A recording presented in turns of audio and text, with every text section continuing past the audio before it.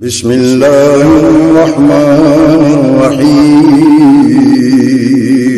شروع اللہ کے نام سے جو بڑا مہربان نہایت رحم والا۔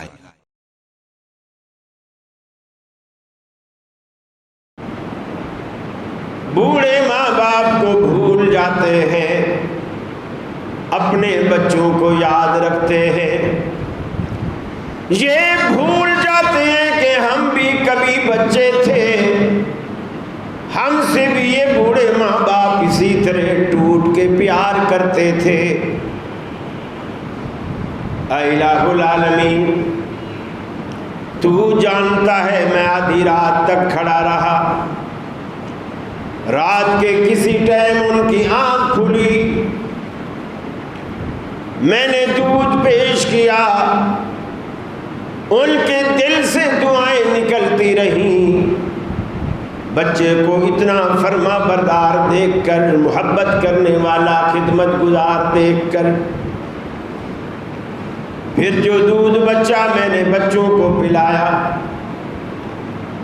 اللہ تو جانتا ہے میں نے یہ کام صرف تجھے راضی کرنے کے لیے کیا۔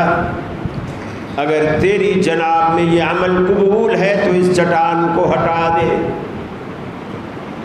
اللہ کے حبیب فرماتے ہیں کہ چٹان اپنی جگہ سے ہٹی، سرکی، لیکن اتنی سرکی کہ وہ باہر نکل نہیں سکتے۔ دوسرا شخص کھڑا ہوا، اللہ رب العالمین کو مخاطب کر کے کہنے لگا، الہ العالمین، میں نے ایک تعمیرات کے لیے مزدور رکھا، فرض کر لیجئے کہ اس سے 10 درہم میں نے طے کیے۔ اس نے مزدوری کی، شام کو جب مزدوری لینے کا وقت آیا، میں نے اسے وہ 10 روپے دے دیے جو طے کیے تھے۔ اس نے لینے سے انکار کر دیا۔ اس نے کہا یہ تو ٹھیک ہے کہ کام میں مزدوری اتنی طے ہوئی تھی، لیکن میں نے محنت زیادہ کی ہے، میں نے جو 1 دن میں کام کیا ہے دوسرے یہ 2 دن میں کرتے ہیں۔ میں نے ہٹ حرامی نہیں کی، ایمانداری سے کام کیا، بڑی جانفشانی سے کام کیا۔ میں نے کہا لینا ہے تو لے، میں تو یہی دوں گا جو میں نے تیرے ساتھ طے کیا۔ وہ ناراض ہو کر چلا گیا۔ میں نے اس کے 10 روپے کو کاروبار میں لگایا، بکریاں خریدی، گائے خریدی، ان کے بچے ہوئے، ایک عرصہ بیت گیا۔ وہ نوجوان اپنی جوانی کی عمر سے نکل کر بڑھاپے میں آ گیا۔ آج بڑھاپے کی حالت میں کمر جھکے، منہ سفید لیے میرے پاس آیا، آ کر کے کہنے لگا کہ بھائی یاد کر، تو بھی جوان تھا، میں بھی جوان تھا، تو نے میرے ساتھ مزدوری طے کی تھی، اس وقت جوانی کے زوم میں میں مزدوری چھوڑ کر چلا گیا تھا۔ آج میں بوڑھا ہوں، ہڈیاں کمزور ہیں، ہمت طاقت جواب دے گئی ہے، جیب خالی ہے، آج میں کچھ بھی محنت کرنے کے قابل نہیں رہا، مجھے اس 10 روپے کی ضرورت ہے، پائی پائی کو ترستا ہوں۔ اگر تجھے یاد ہے وہ واقعہ، وہ بات، تو میرے 10 روپے مجھے واپس کر دیجیے۔ مانگے بھی صرف 10 روپے، صرف 10 ہی مانگے، زیادہ نہیں۔ ہمارے ہاں تو جب عرصہ بیت جائے تو پھر سود چڑھ جاتا ہے، اتنے ہی مانگے۔ وہ شخص کہتا ہے الہ العالمین، جب اس نے اپنی مزدوری کے 10 روپے مانگے جو جوانی میں چھوڑ کے چلا گیا تھا، میں نے اسے کہا یہ میری حویلی میں جتنی گائیں، جتنی بکریاں، جتنی دمبے نظر آتے ہیں یہ سارے کے سارے تیرے ہیں، لے جا۔ اس نے کہا تم میرے ساتھ مذاق کیوں کرتے ہو؟ میں نے کہا کہ میں مذاق نہیں کرتا، تیرے اس 10 روپے کو میں نے بزنس میں لگایا، نیک نیتی کے ساتھ اللہ نے اس میں برکت ڈالی، جتنے لے جا سکتا ہے لے جا۔ اے اللہ وہ جتنے لے جا سکتا تھا وہ لے گیا، میں نے اسے انکار نہیں کیا، میں نے یہ نیکی صرف تجھے راضی کرنے کے لیے کی تھی، اگر تیری جناب میں قبول ہے تو اس پتھر کو ہٹا دے۔ اللہ کے رسول فرماتے ہیں کہ چٹان ہٹی، روشنی تو اندر آئی، ہوا بھی کچھ اندر آنے لگی، لیکن ابھی وہ نکل نہیں سکتے۔ تیسرا شخص کھڑا ہوا، اس نے کہا الہ العالمین میں بہت مالدار تھا، اپنے خاندان میں بڑا پیسہ تھا، میرا بزنس تھا، کاروبار تھا، میرے چچا کی بیٹی جس سے میں بہت پیار کرتا تھا مگر وہ مجھ سے نفرت کرتی تھی، میں نے شادی کی دعوت بھی دی، اس نے انکار کر دیا۔ قحط سالی کا زمانہ آیا، پورے علاقے میں لوگ پانی کی بوند بوند کو ترسنے لگے، کھانے پینے کی چیزوں کو ترسنے لگے، بھوک کے ہاتھوں مجبور ہو کر وہ میرے چچا کی بیٹی میرے پاس آئی، مجھے مالدار سمجھ کر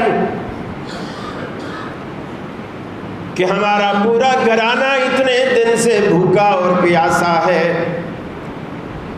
جان کے لالے پڑے ہیں، تجھے اللہ نے بہت کچھ دے رکھا ہے، اس میں سے کچھ ہمیں بھی دے۔ میں نے دیکھا کہ موقع بڑا اچھا ہے، آج یہ مجبور ہو کر کے میرے پاس آئی ہے، آج میں جو بھی مطالبہ کروں وہ مانا جائے گا۔ میرے دل میں جو گناہ کی حسرت صدیوں سے پل رہی تھی، مدتوں سے پل رہی تھی، میں نے وہ سامنے رکھ دی۔ میں نے کہا جو مانگے گی وہ ملے گا، جو چاہے گی وہ دوں گا، مگر میری بھی ایک خواہش ہے کہ میں گناہ پر تمہیں آمادہ کرنا چاہتا ہوں۔ جان بچانے کے لیے وہ میرے چچا کی بیٹی راضی ہوئی، اس کا دل نہیں چاہتا تھا لیکن صرف اپنی جان بچانے کے لیے، جیسا کہ حدیث میں آتا ہے، قرآن میں بھی آتا ہے، فَمَنِ اضْطُرَّ غَيْرَ بَاغٍ وَلَا عَادٍ فَلَا إِثْمَ عَلَيْهِ۔ جب کسی شخص کو مجبوری کی ایسی حالت آ جائے، جان کے لالے پڑ جائیں، جان بچانے کے لیے حرام کی بھی اجازت ہے، اتنی کہ جس سے اس کی جان بچ جائے۔ وہ گناہ پر راضی ہوئی، گناہ پر راضی ہونے کے بعد جب میں اس کے قریب گیا، اس نے ایک جملہ اپنے منہ سے نکالا، اتق اللہ، اللہ سے ڈر، میں بدکارہ، میں فاحشہ نہیں ہوں، آج بھوک نے مجھے اس حال میں کر دیا کہ میں گناہ پر بھی راضی ہوں۔ اتق اللہ، اللہ سے ڈر، اے اللہ تو جانتا ہے،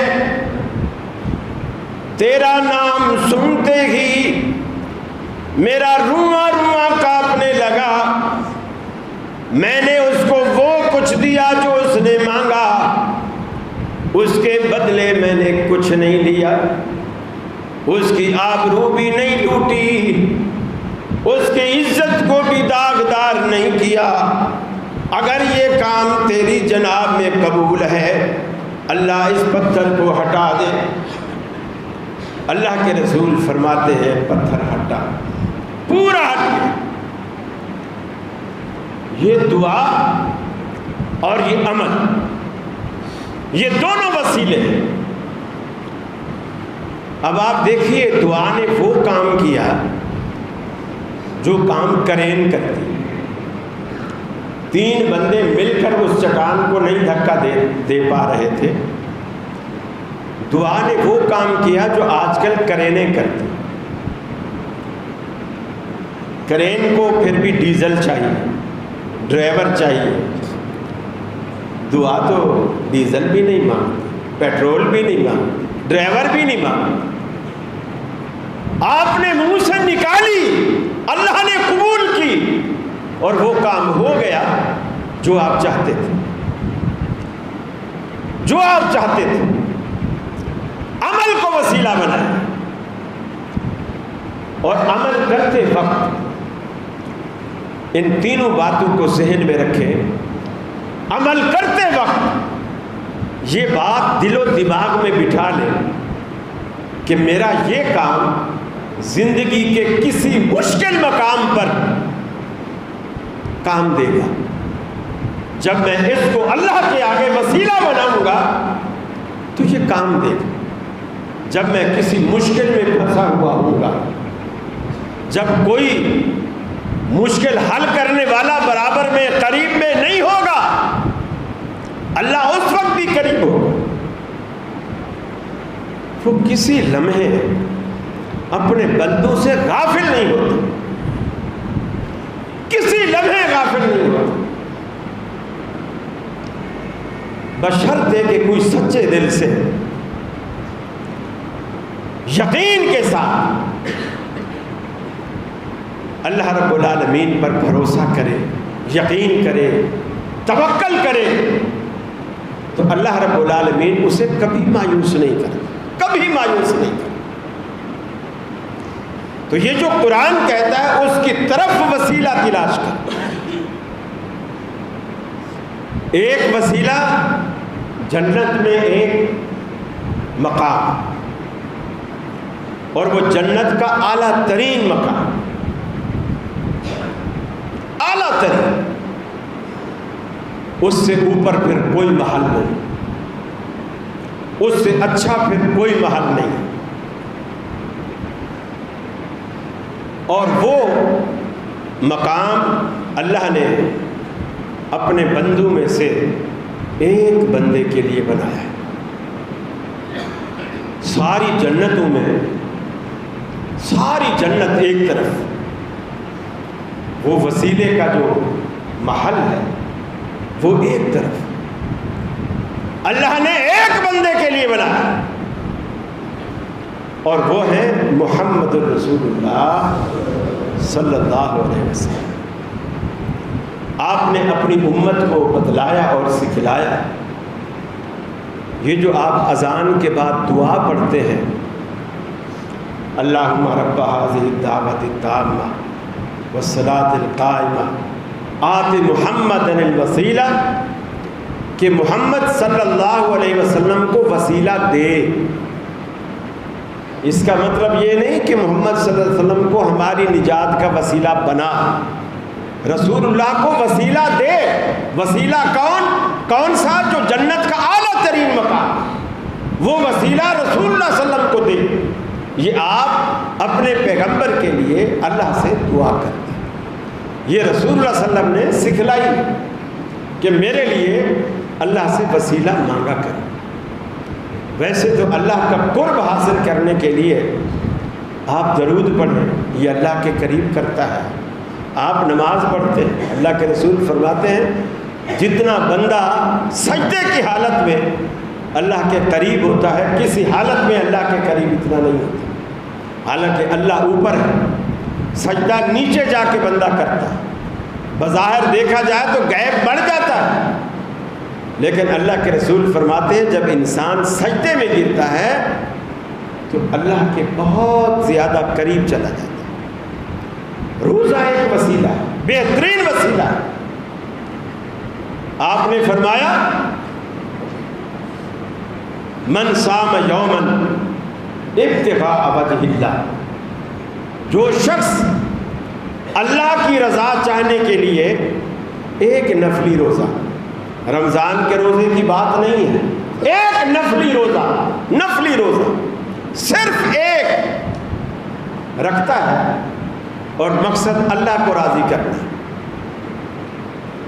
باعدہ اللہ لذالک اليوم 70 خریفہ، فرمایا اللہ تعالیٰ اس ایک روزے کی وجہ سے جہنم کو اس بندے سے 70 سال کے سفر جتنا دور کر دیتا ہے۔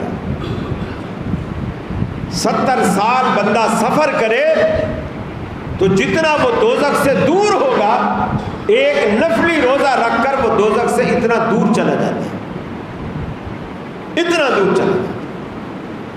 تو یہ اللہ رب العالمین کے قرب کا بہترین ذریعہ، روزہ، عمرہ، حج بھی۔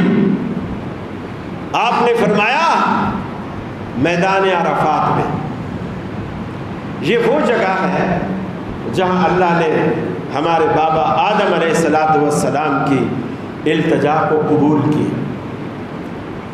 جو انہوں نے جنت میں وہ پھل وہ چیز کھا کر جس سے اللہ نے روکا تھا، نافرمانی اور غلطی اور بھول کر بیٹھے اور اللہ نے جنتوں سے نکال دیا، ان کو بھی ان کی بیوی کو بھی بھٹکتے رہے، دعائیں کرتے رہے۔ اب یہ بھی دیکھیے، بعض دفعہ ہم دعا کرتے ہیں نا، وہ قبول بظاہر نہیں ہوتی، ہم مایوس ہو جاتے ہیں کہ یار کل بھی مانگی تھی دعا، آج بھی مانگی ہے، پچھلے جمعہ بھی مانگی تھی، اس جمعہ بھی مانگی ہے، مل ہی نہیں رہا کچھ، دعا گویا قبول نہیں ہو۔